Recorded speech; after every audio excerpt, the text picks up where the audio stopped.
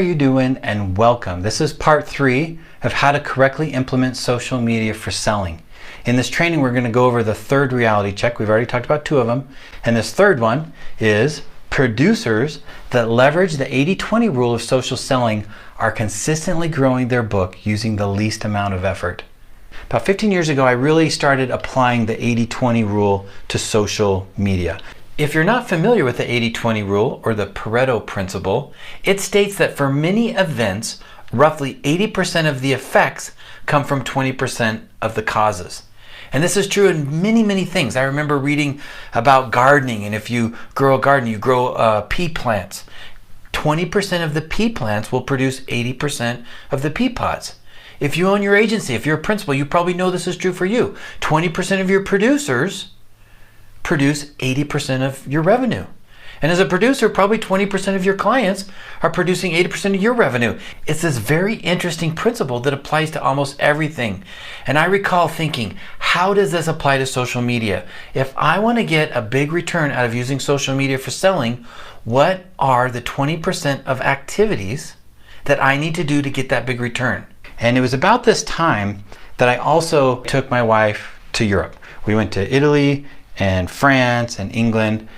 And I remember thinking, I don't really want to go to Paris. Like, it was on the travel itinerary, like they hate us anyways. But I had this fantastic time. I had a wonderful time. It was a great trip. I think it was my 3rd time to Europe, but I'd never been to Paris before. And I remember going there feeling a little bit uncomfortable. And the thing that made it so amazing was our guide. We had the most amazing guide. She actually was English, and so she spoke our native language more or less. And she had been a guide for years, and she'd been and spent all this time in all these places. And there were a couple things about her I just want to note that I loved. Number 1 was, like I said, she spoke my native language. We could communicate very clearly, and it wasn't difficult for me. And you might think, yeah, duh. But think about it. How often have you gone someplace foreign, right? You go and you get a tour guide who doesn't really speak your native language. You're trying to make sense of it. Okay, that can be really frustrating. Second, she was very patient with us, and she had a sense of who we were. She was like, I know as an American, she's a little stereotypical, but you like this, and in France they like this. And she was able to really juxtapose the differences and articulate, the cultural differences, and that made the experience much more rich for us. If I just gone on my own and was wandering around, I never would have had the insights that I gained because she took me through this experience. She also provided some amazing shortcuts. I remember we went to the Louvre, the big museum that's got the Mona Lisa. And if you've never been there before, it's huge. I mean, it just goes on and on all over the place. And she not only provided us shortcuts to get in, like we didn't have to wait in line. We just showed up and she's like, hey, don't wait over there. Let's come over here. And we just went bypassed everyone. She had these special tickets, things I didn't even know existed. And then when we were in it, she was able to get us around in such an efficient way. It just made the experience so great because you want to do so much in such a short amount of time. At least I do when I'm in those experiences. And it's really frustrating when you're just, bumping your head going in circles. That can be really frustrating. And then finally, I would say she kept us safe. I remember one night, this happened actually earlier on the trip. We were in Firenze, we were in Florence, Italy, and the main group was going to do one activity, and she said, you 2 lovebirds, you should just go do this other activity. And she kind of said, don't go over to this part of town, don't go to that part of town, but go over here. And it was really cool because we had a fantastic time and we didn't have any issues. And without her, we never would have had such a fantastic experience. Well, it was about this same time that I had watched a show on PBS on technology. And in it, it said there are 2 kinds of people. There are digital immigrants and there are digital natives, right? 2 different kinds of people. And explained that technology is anything that comes along about 15 years after you're born. So for us, technology like YouTube, Facebook, even Google, we're immigrants to that. We've had to learn how to do it. But for our kids, they've just grown up with it. And I said, when you look at these 2 different groups, they really use technology and feel differently about it. As an immigrant, just like if I went to England, well, if I went to England, I know the language, but if I went to France, I'm not going to know the language. And I'm going to feel dumb. And how many of us do that with technology? We feel a little dumb. We're just like, oh, our kids are rolling their eyes at us because they speak the native language. They get it. They don't understand why we don't. They're like, oh, you're such a dinosaur. Well, now we're in this trouble, right? Because it used to be you say, well, I don't have to go to France. But now it's kind of like we woke up and France is all around us, right? We woke up and social media and the web and how it affects our economy and how it affects you as a salesperson, you can't ignore it anymore. And that actually reminds me of the last trip that I took to Paris. It was just a couple years ago. My son, he was 18 at the time, he's about 20 now. he wanted to go to Paris. It was his senior year for spring break. I told him, I'll take you anywhere in the world you want. Like, we'll go anywhere you want. And he said, Dad, I want to go to France. So we did, and we went there. And the difference this time was we didn't need a guide, partly because I'd been there once. I was like, we can kind of make it. And then two, I could trust my son because he had learned the language. He studied it for years, and he spoke so well, like almost amazingly well, like unbelievably well. It's a gift he has. And he kind of understands the culture. And so we went, and we had a fantastic time. I remember one night we were about 1 a.m. We were getting gyros. It was down by the Notre Dame Cathedral, and we were in this little gyro shop, and there were these two older guys, relics, like these 70, 80-year-old guys. And he was just having a great conversation with them. And they would look at me and then laugh, and then they'd have a conversation more. So that is an example of a digital immigrant, I think. Like, my son really had immigrated. And what I learned out of this experience, kind of getting back to our point here, is that when we compare this to technology, there's more classifications than just immigrant and native, right? Some of us are natives. We grew up with Facebook. Some of us are immigrants like myself, where I've learned, I'm like my son in France. When it comes to technology, I've spent hours and years in this space. And while I'm definitely I'm not a native, I really understand it well. But most of us are actually going to fall in these other two categories, which is the foreigner, right? The person who says, I know France is over there, but I don't really have any interest in going. There are those who say, I know technology's around and we could do all these things as an agency or as a producer, but I'm not just hoping it'll go away. And then there are those that are the tourists that are saying, I think there's some things that I could gain from this. And so I want to go and have this, but I'm not going to become an immigrant. I'm not going to change who I am. I want to just integrate some of these things into my life. For example, one of the things that changed me on my first trip to Europe was people were pointing out to me that I wore white socks with blue jeans. And that was, you're definitely an American. Like, why would you do that? And I learned to be a little more sophisticated, a little smarter. I was going to wear dark socks with my blue jeans for the rest of my life, whether I was on the American continent or some other continent. Like, there are some things that we take from it, and maybe that's kind of a silly example, but when we understand how to use social media for generating leads, for developing rapport, for creating loyalty, there's some really powerful things that we can integrate into our life. And so one of the things that I hope to make clear at the beginning today is that when you're integrating social media into your sales process, it can mean you continue to have that tourist framework or persona, right? I'm going to continue to sell the way I've always sold. I've been doing this for 40 years. Like, I'm not throwing the whole baby out with the bathwater to act like a millennial. I'm going to understand, how do I use social technology and adapt it or integrate it into who I am and not lose my identity in it. And so I just want you to know that that's very capable. The problem is, and here's the problem, when it comes to social media training assumptions, most training is what you see over here on the 97%. 97% of training programs teach you to use technology to market like a native.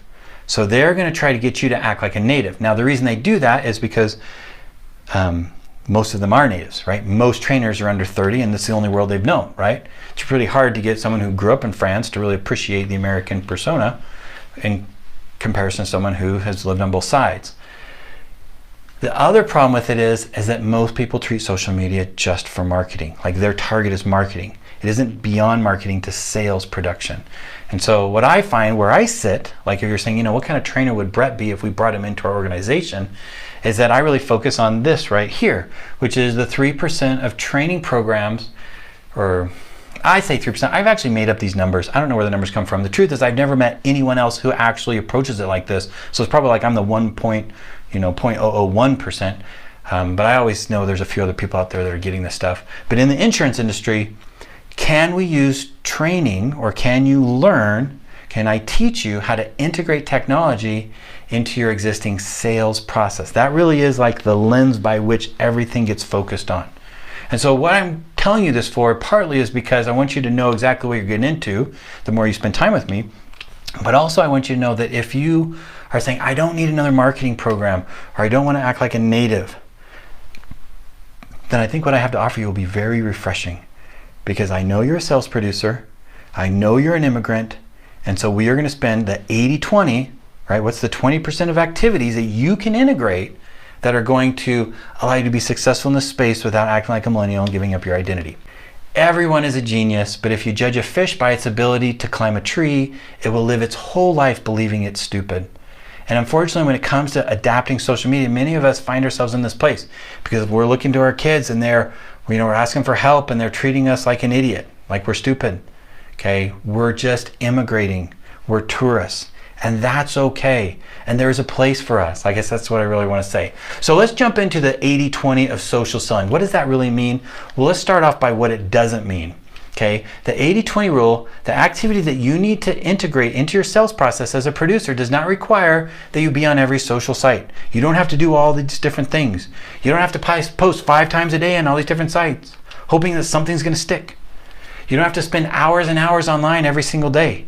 In fact, our process, our goal when it's done, you spend about an hour a day learning the process, but when you're actually executing it, my goal is just to no more than 30 minutes a day. Sometimes it's only 15 minutes a day on executing your social selling strategy. Number 4, creating and managing Facebook pages or groups. Okay, there's a lot of programs out there that say, hey, if you create a group or you manage a Facebook page and you're doing all this stuff and you take this extra job on, okay, we are going to say no. Like, those aren't bad things, but that's not the 20% that gets you the 80% return. That's extra.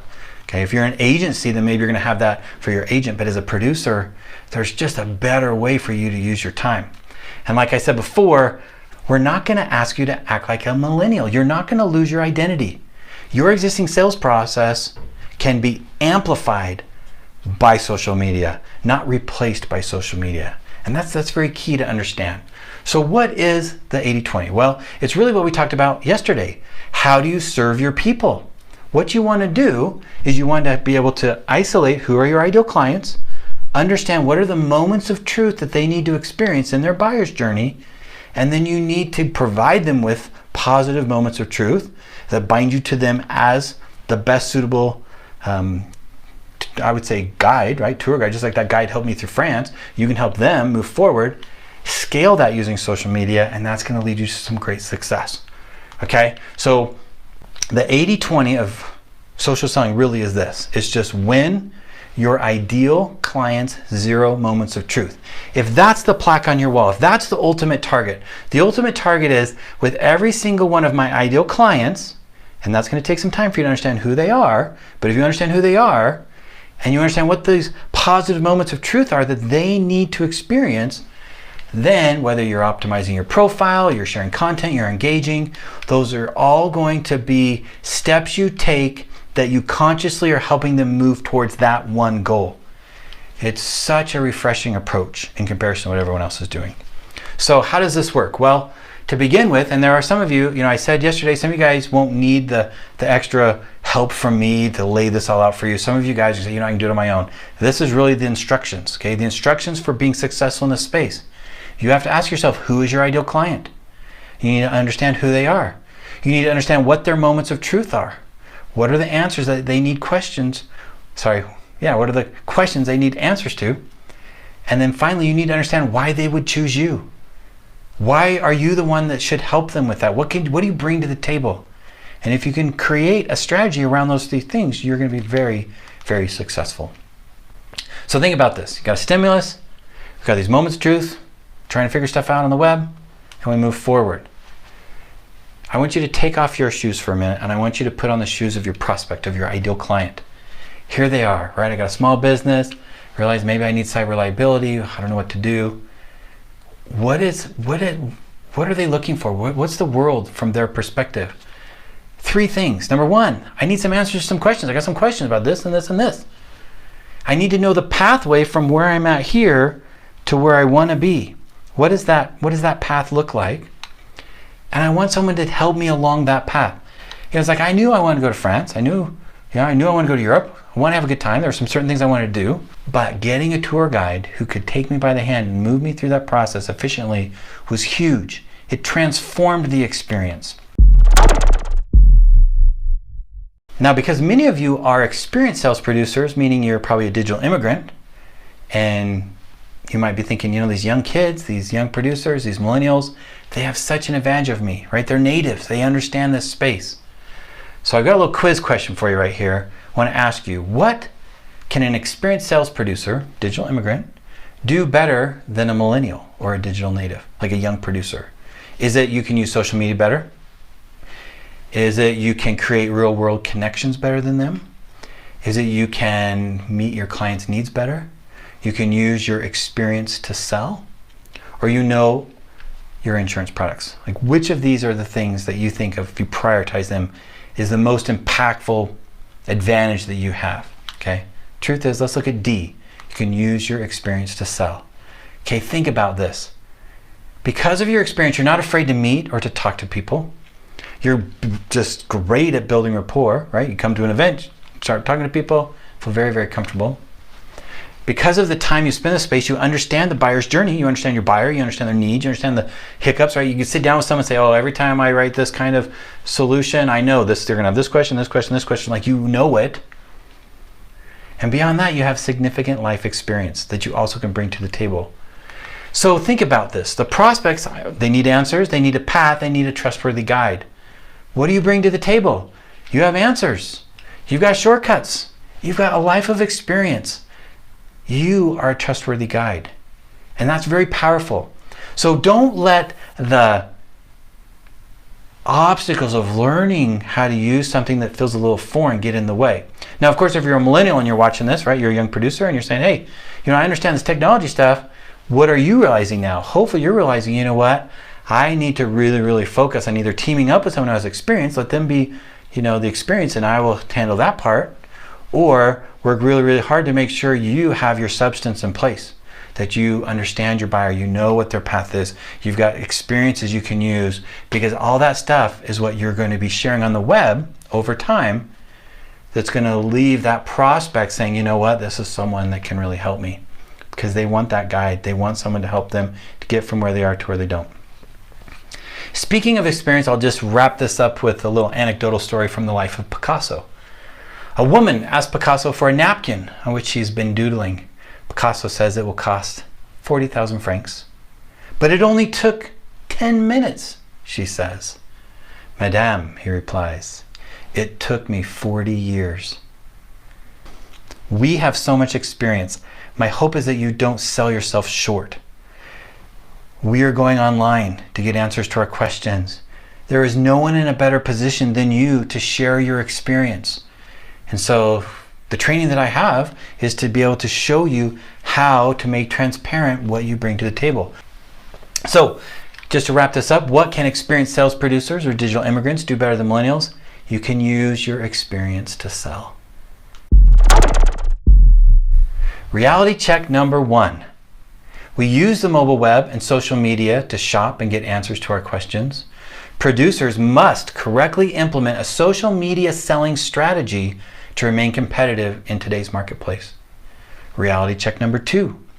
Get the right map to find leads online, serve your people, and engage them, don't advertise at them, using social media to build trust and to help them progress along their buyer's journey. And finally, today, what have we learned? Leverage the 80-20 rule. Have a laser focus on helping your prospects experience positive moments of truth. That's the goal of your social media. Focus on activities that move the needle the most. Digital immigrants or experienced sales producers have certain advantages over millennials. You want to leverage your industry and your sales experience to win more ZMOTs. 0 moments of truth. That's the strategy, that's the goal, that's how we win at this. So what's next? What do we do? I'd like to invite you to get the Boss Social Selling System. It's a 3-week producer development program that takes about an hour per day. About 30 minutes for video, 20-30 minutes of video, and then about 30 minutes of the exercise or the activities that you're going to be doing. It includes step-by-step instructions for integrating social media into your sales process. We divide it up into 3 weeks. The first week is really about marketing. We're going to talk about how you can look great online. When I created this, I really sat back and thought, at the end of each of these weeks, I call them sprints, like it's a 1-week sprint, so 3 weekly sprints. And when you get down there, you want to say, okay, what have I accomplished? At the end of week 1, you're going to say, I look great online.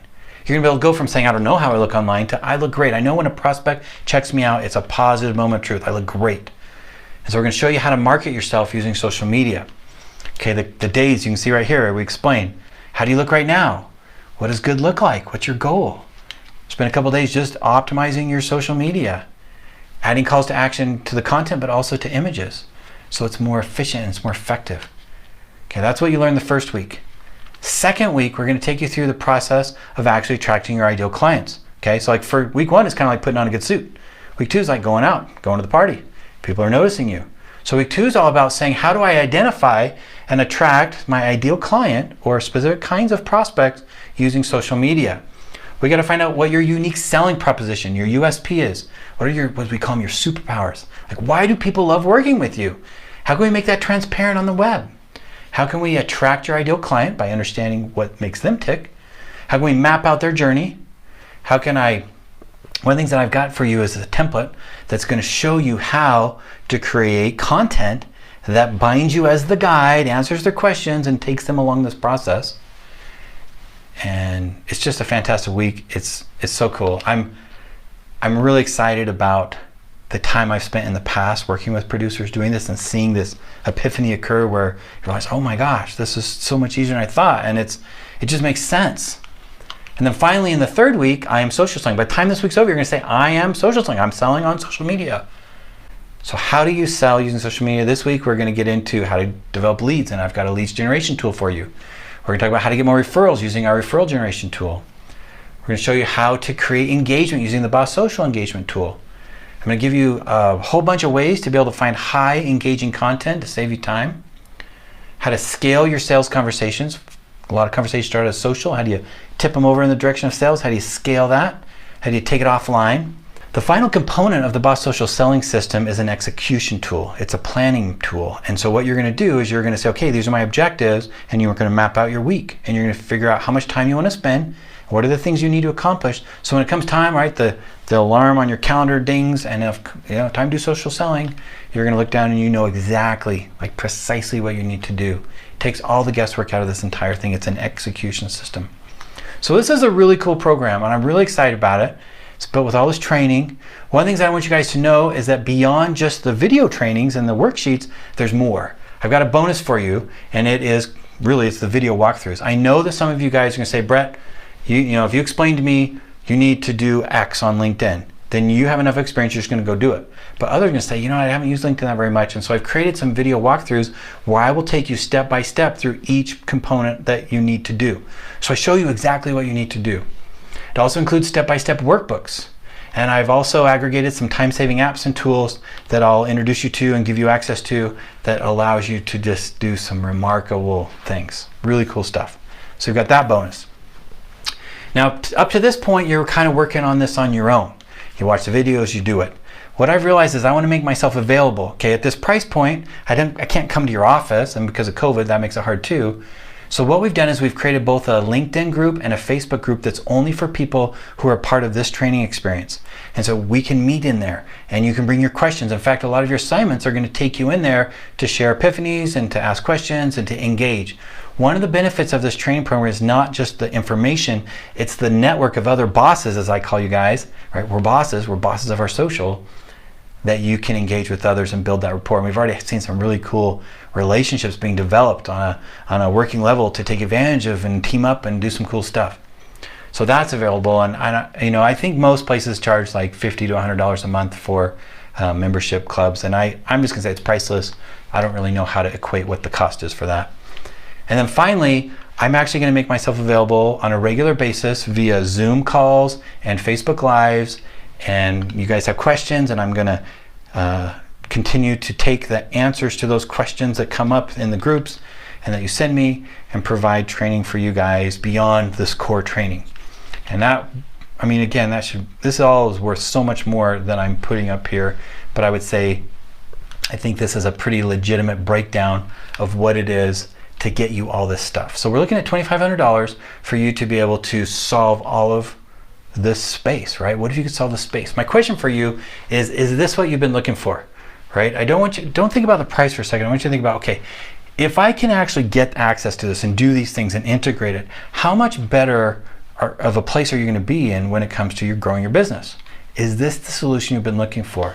And if it is, I just want to encourage you to have faith in yourself and exercise faith in me. I've been in this space for a lot of years, and I've worked with literally thousands of producers to help you guys move forward. There are going to be some, if you look down below, there are some testimonials of other people that I've helped.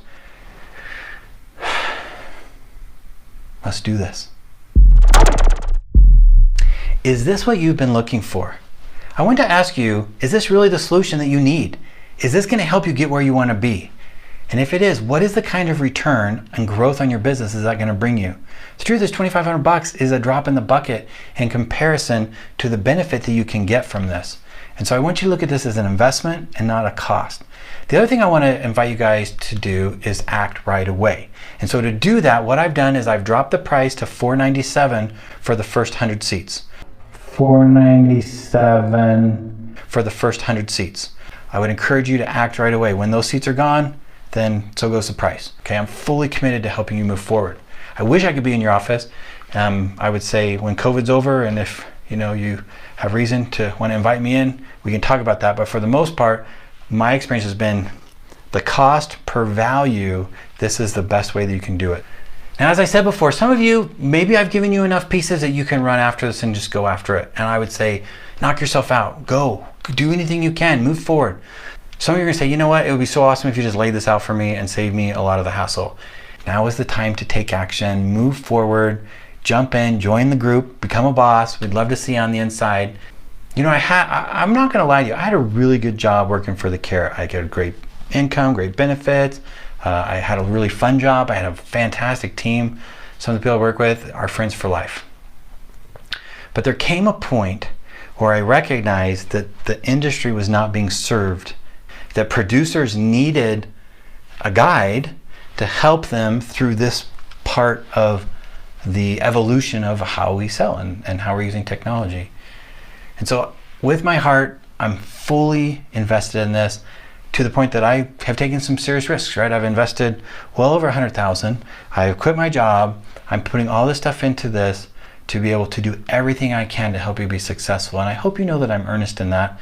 And I've tried to price this in such a way that if we can scale it, I don't have to ask a lot of any of you individually. I mean, yes, should I be asking you $2,500 for this?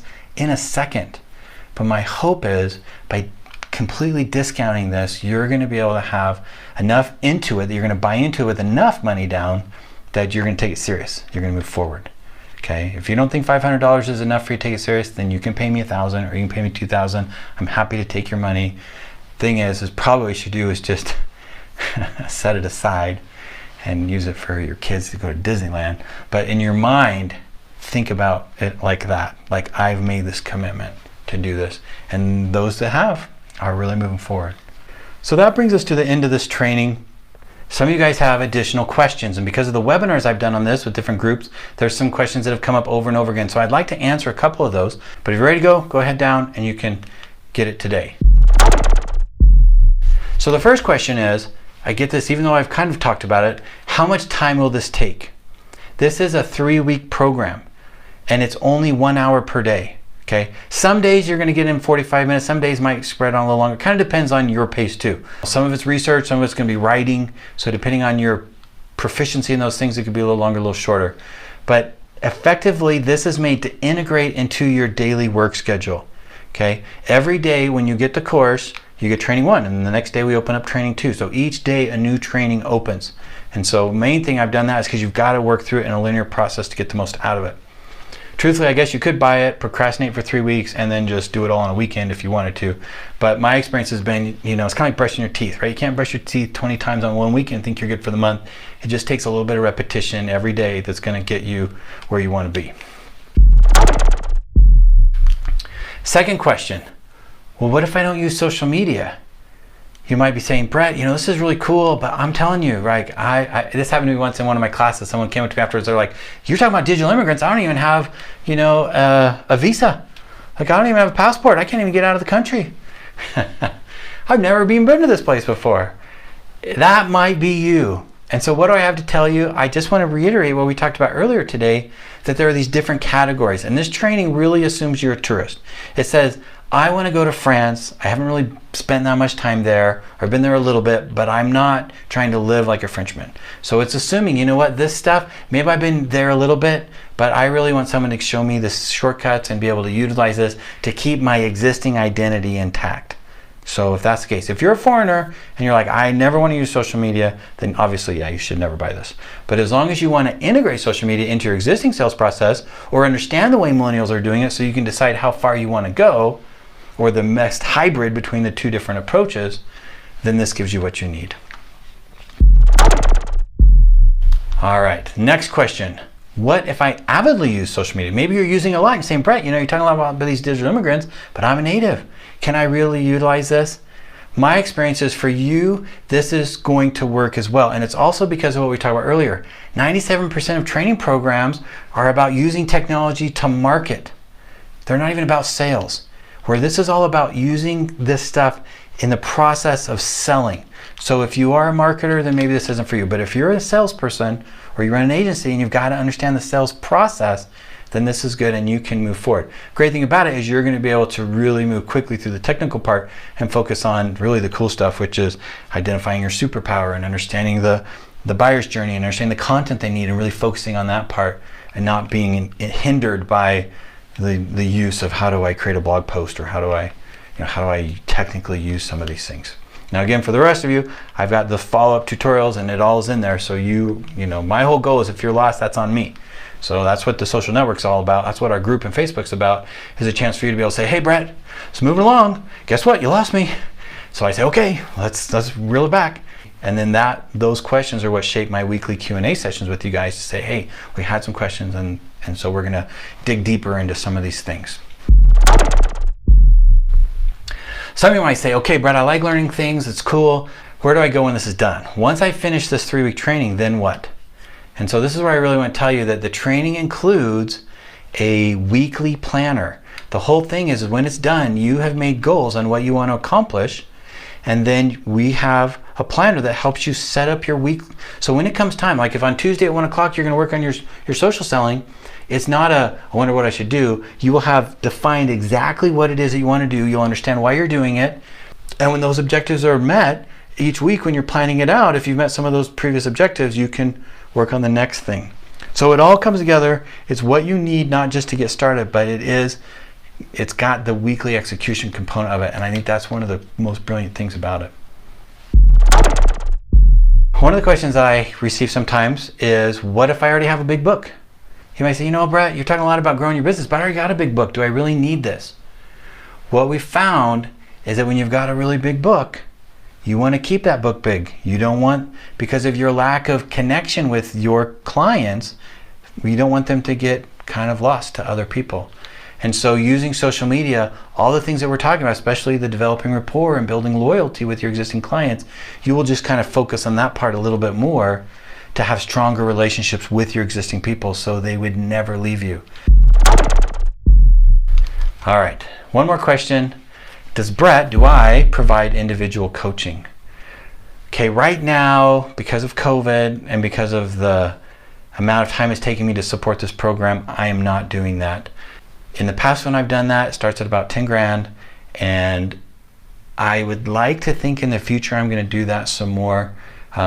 I will consider providing this training experience to individual agencies as a group, especially when COVID is done and I can just fly around and come see you. So if that's something that you would want to do, I would really recommend you get this, start working on it now, and then if down the road, we could probably work out some training and things like I've done with some of the groups in the past. All right, so I've taken a lot of your time today and I appreciate that. I want to leave you with this question. I hear this all the time. If not now, then when? Okay, this stuff is moving quickly. We need to understand how to do it. If you're not going to do it now, when would you do it? It's never going to be priced better. You're never going to get more attention from me. There's never a better time to do this. So I'd encourage you to do it. Click below, and I wish you guys the very best of luck in all that you do.